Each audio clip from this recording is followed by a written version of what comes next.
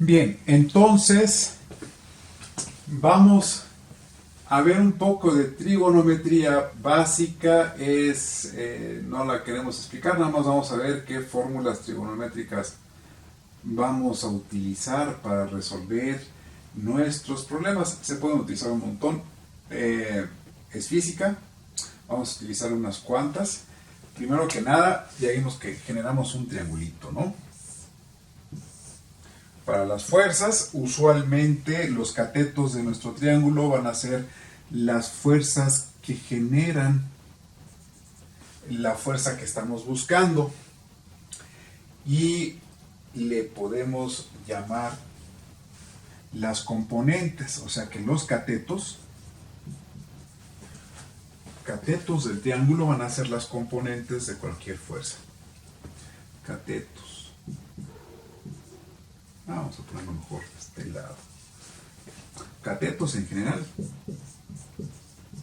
van a ser nuestros fuerzas componentes. Y la hipotenusa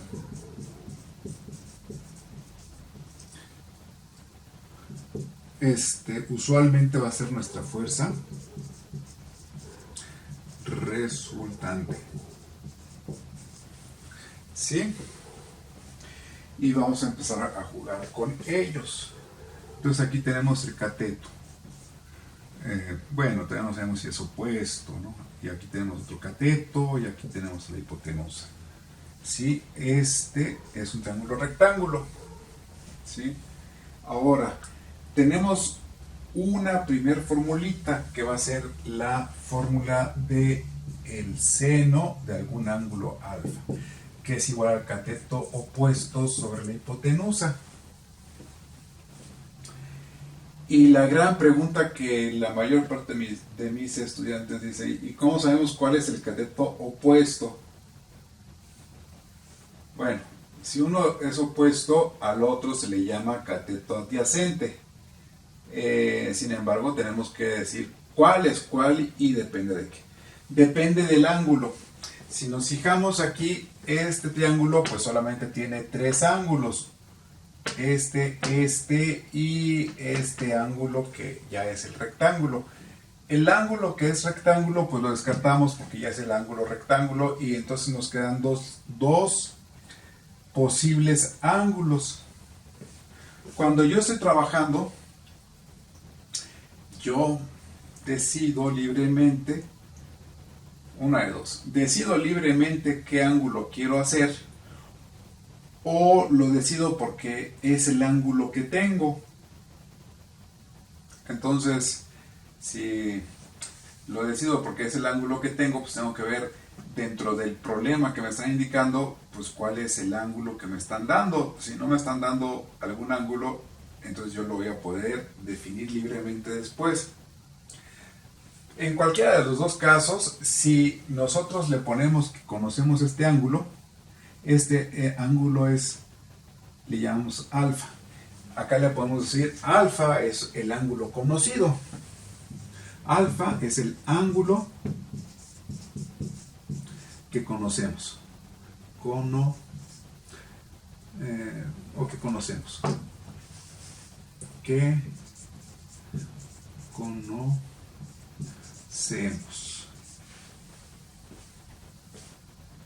¿Sí? El otro ángulo pues le podemos llamar beta. Pero esa es una definición que en estos momentos estoy dando para que nosotros hagamos este procedimiento de resolución para las fuerzas concurrentes. No es siempre, ¿no? Alguien más puede definir el ángulo alfa. Acuérdense que alfa es una variable y se puede definir pues de acuerdo a las necesidades específicas del problema en que se encuentre uno. En este caso le decimos el ángulo alfa va a ser el ángulo que conocemos, el ángulo conocido. Si a nosotros nos dan este ángulo alfa, el lado del triángulo que está opuesto es este. Aquí le ponemos ángulo alfa, entonces el cateto opuesto, ¿a quién es opuesto? Es opuesto a alfa. Este es mi cateto opuesto. Pero solamente puedo definir el cateto opuesto cuando ya puse el ángulo alfa. No lo puedo definir antes. Por eso hace rato ya estaba poniendo aquí yo cateto opuesto. Pues cateto opuesto ¿a quién? No. Primero tengo que ponerle, ¿dónde voy a poner el ángulo? ¿Lo voy a poner aquí o lo voy a poner acá?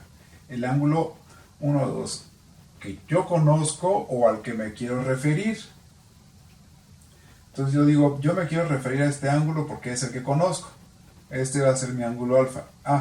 Entonces de manera automática este es mi cateto opuesto. ¿A quién va a ser opuesto? A alfa. Y el ángulo que está formando, el cateto que está formando al ángulo, porque el ángulo está formado por dos lados. Lo forman dos líneas. Lo forma esta línea y esta otra línea. Esta línea de entrada ya sabemos que es la hipotenusa. Y esta otra línea es un cateto. Pero como es el cateto que está formando al ángulo junto con la hipotenusa, entonces le llamamos el cateto adyacente. ¿Adyacente a quién? A alfa. Y debemos nosotros tener cuidado, porque podemos decir nosotros, no, es que yo me voy a referir a este ángulo y le quiero poner beta, ¿no? Ya sea porque son las condiciones del problema, o porque es el ángulo conocido, o porque si no había ninguna otra, pues se me ocurrió elegirlo. Entonces cambian las cosas, porque el cateto que está opuesto a beta es este.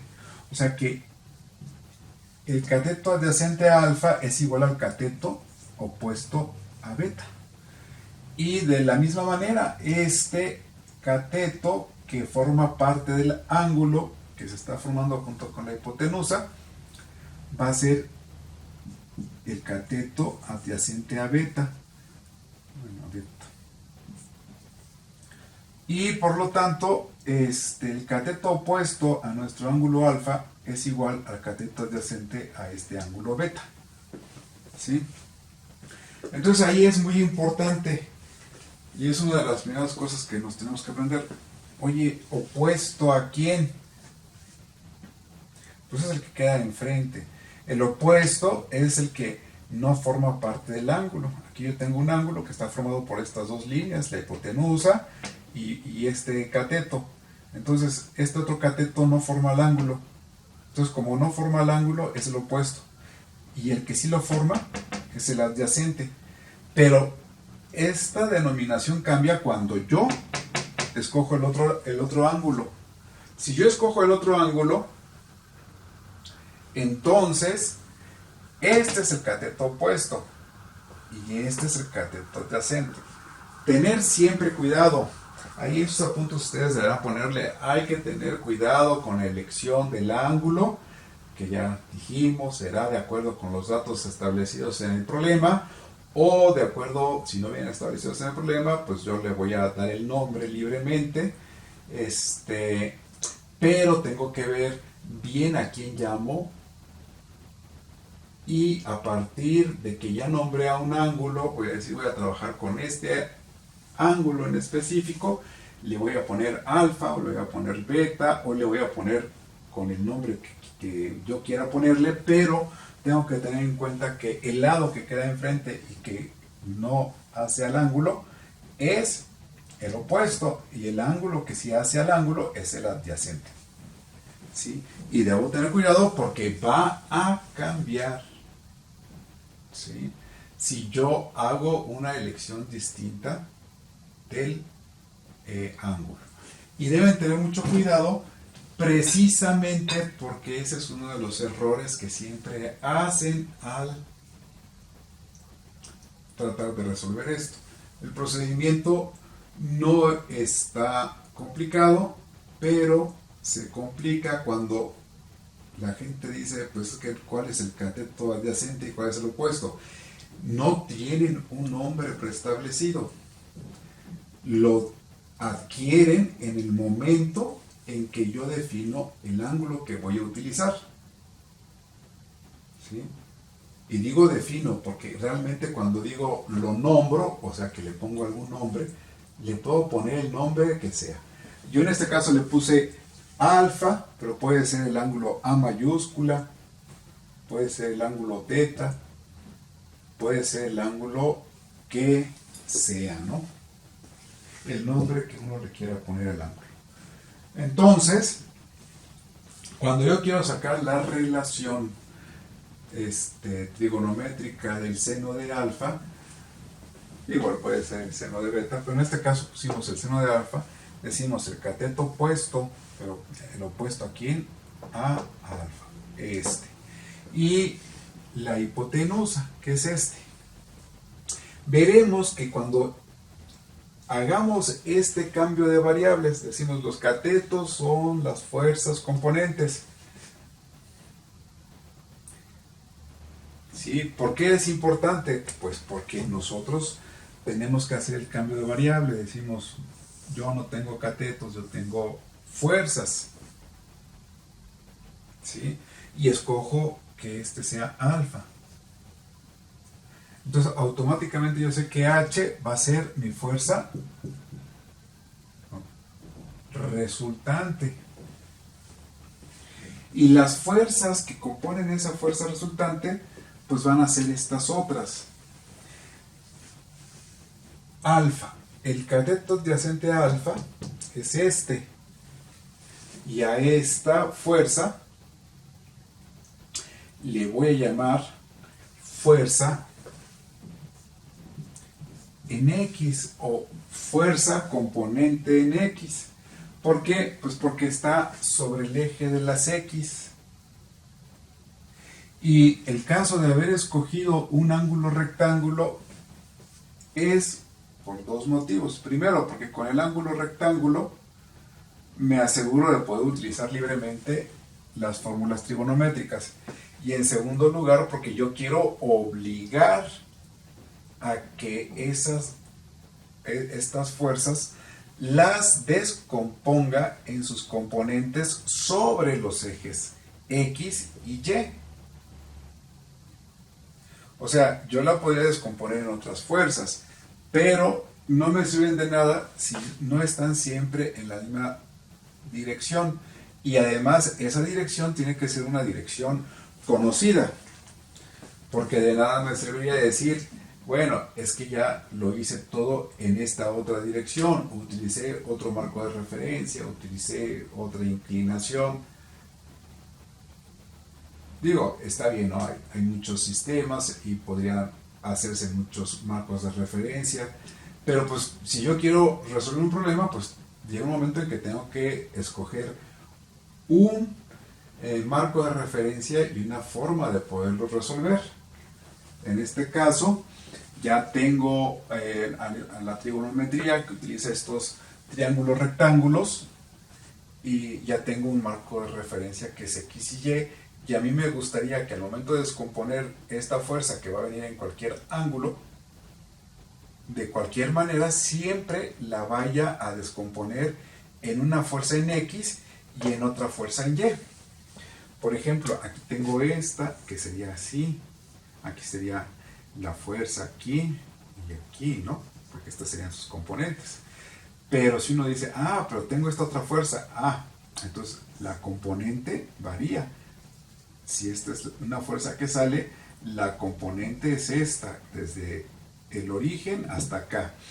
Y la otra componente, pues es esta, ¿no? Digo, va hacia arriba. Ahí está. ¿Sí? Y puedo tener otra fuerza por acá. Y digo, esta va para arriba. Y tiene esta componente, que es esta. Y que es esta. ¿Sí? No importa cuál fuerza sea. De todas maneras, yo siempre voy a sacar la componente en X y la componente en Y. ¿Sí? Bueno, entonces regresando aquí a nuestro cambio de variable, decimos, Bueno, el cateto adyacente a este ángulo alfa lo vamos a llamar fuerza en X.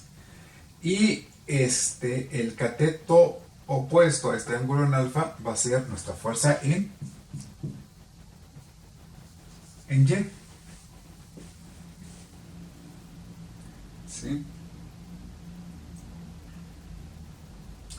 Entonces nosotros podemos empezar a tener un montón de fuerzas, pero nos podemos asegurar de que siempre las voy a descomponer en fuerzas que sean paralelas al eje de las X y que sean paralelas al eje de las Y. Ahora, una fuerza que ya está sobre el eje de las X, que ya está aquí, pues la componente de una fuerza que está sobre el eje de las X, la componente en Y es 0. Porque solamente tendría una pequeña proyección en un punto, pero desde el principio sabemos que un punto pues no tiene longitud.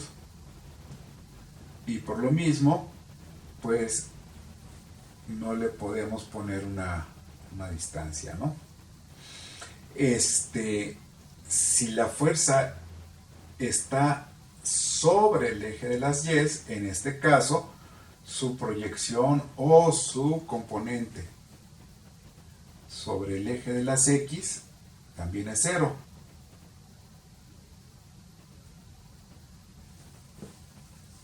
Lo cual nos daría un montón de fuerzas. Si descomponemos todas las fuerzas que concurren a un plano en sus fuerzas componentes, veremos que tendremos un montón de fuerzas sobre el eje de las X. Y esas fuerzas ya las sabemos sumar. Ya lo hicimos en las clases pasadas. ¿Cómo se suman? Bueno, pues se suman con simplemente la magnitud. Si el sentido va hacia el mismo lado, pues entonces lo sumamos. Si son sentidos contrarios, lo restamos y vemos cuál fue el sentido mayor para ponerle ese signo. ¿Sí?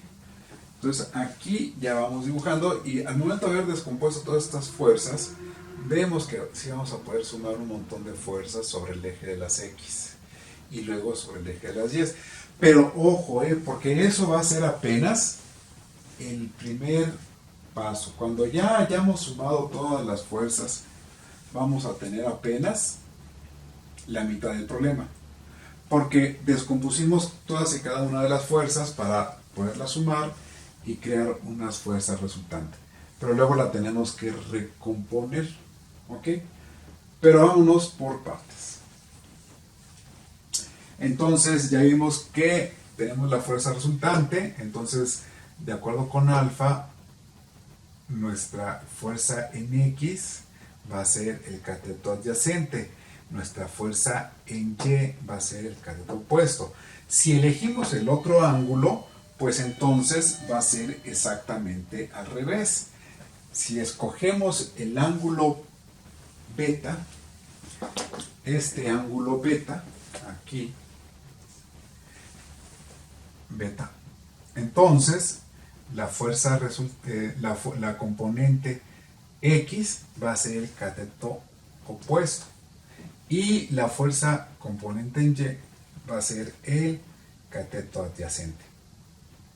Por eso tenemos nosotros que tener mucho cuidado cuál ángulo vamos a necesitar.